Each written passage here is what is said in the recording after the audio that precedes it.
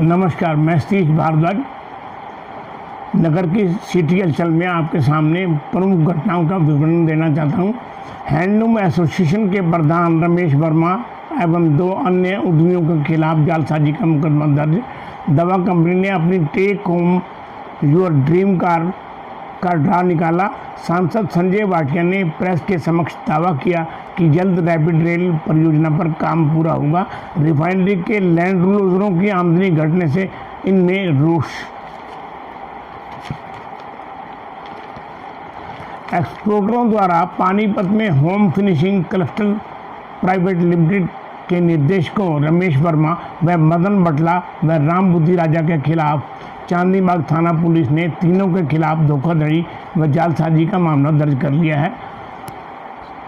दीनानाथ गुप्ता की ओर से लिखित शिकायत में बताया गया कि वर्ष 2011 में 25 उद्यमियों ने एक सोसाइटी का गठन कर इनकी अगुवाई में एक क्लस्टर योजना के लिए केंद्र सरकार को भेजी थी, जिसकी मंजूरी मिलने पर 77 लाख रुपए की सहयोग राशि भी इकट्ठा की गई।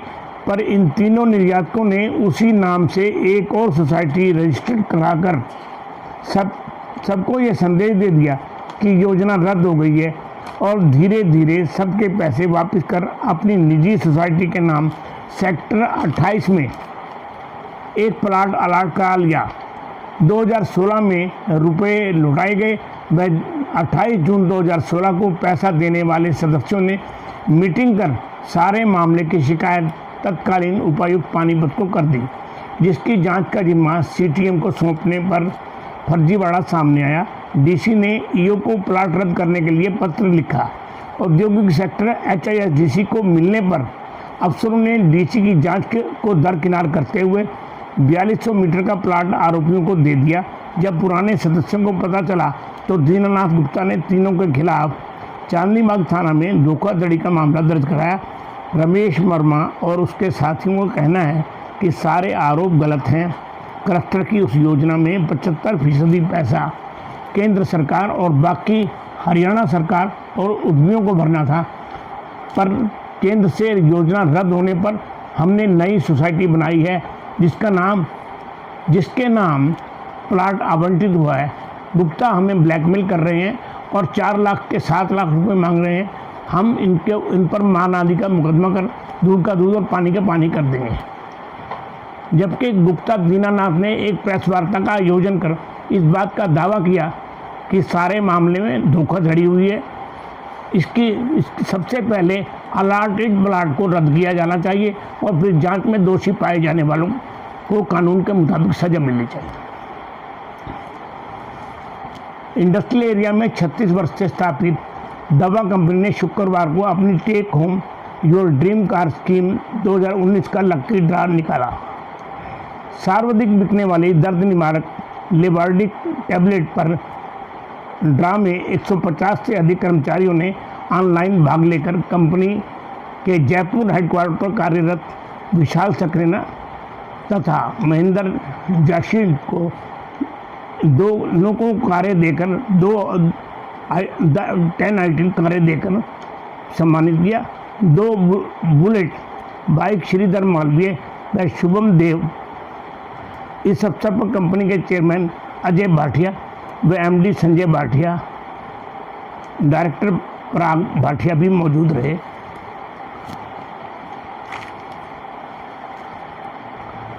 सांसद संजय भाटिया ने एक पत्रकार वार्ता का आयोजन कर बताया कि पानीपत टोल का मामला वह पहले ही संसद में उठा चुके हैं और केंद्रीय मंत्री नितिन गडकरी जी को मिलकर बिना प्रयोग के टोल देने को मजबूर पानीपत वासियों की व्यथा का विस्तार से जानकारी उन्हें दे चुके हैं। उन्होंने बताया कि दिल्ली से करनाल तक रैपिड रेल परियोजना अंतिम चरण में है, जल्द ही हम इसका लाभ मिलने लगेगा। उन्होंने बताया कि NCR प्लानिंग बोर्ड की 76वीं बैठक में इस रैपिड रेल परियोजना को अंतिम रूप दे दिया गया है।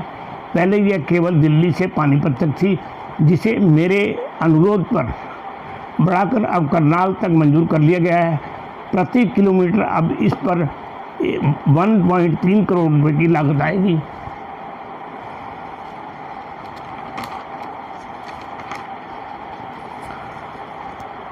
रिफाइनरी की स्थापना के समय जिन किसानों की भूमि अधिकृत की हुई थी, उन किसानों को सोसाइटी के माध्यम से छोटे मोटे कार्यों में प्राथमिकता देकर रिफाइनरी प्रबंधन उन लैंड यूजरों को कार्य दे रहा था। प्रबंधन ने यह भी वादा किया था कि कुशल कामगारों को रिफाइनरी में क्रैकर में रोजगार देने में भी प्राथमिकता दी जाएगी। पर हाल ही में कुछ नई सोसाइटी को इस कार्य में शामिल करने से 33 सोसाइटियों को इसका लाभ मिल रहा था, जो अब नई सोसाइटियों के जुड़ने से उनके लाभ की राशि कम हो जाने पर उनमें रोष है।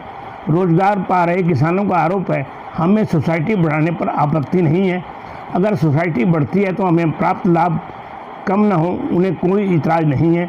सोसाइटी के 30 से अधिक सदस्यों ने बैठक कर विधायक बलबीर वाल्मीकि से मिलकर सहयोग की मांगी है।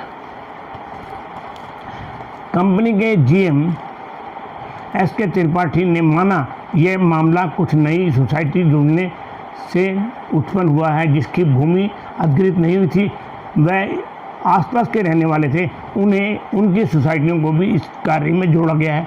यदि लैंड यूजरों की आपस में सहमति हुई तो इन्हें जोड़ रखा जाएगा, वरना उनको काम नहीं दिया जाएगा। अगला समाचार, कोरोना से बचाव के लिए सावधानी और सहयोग जरूरी है।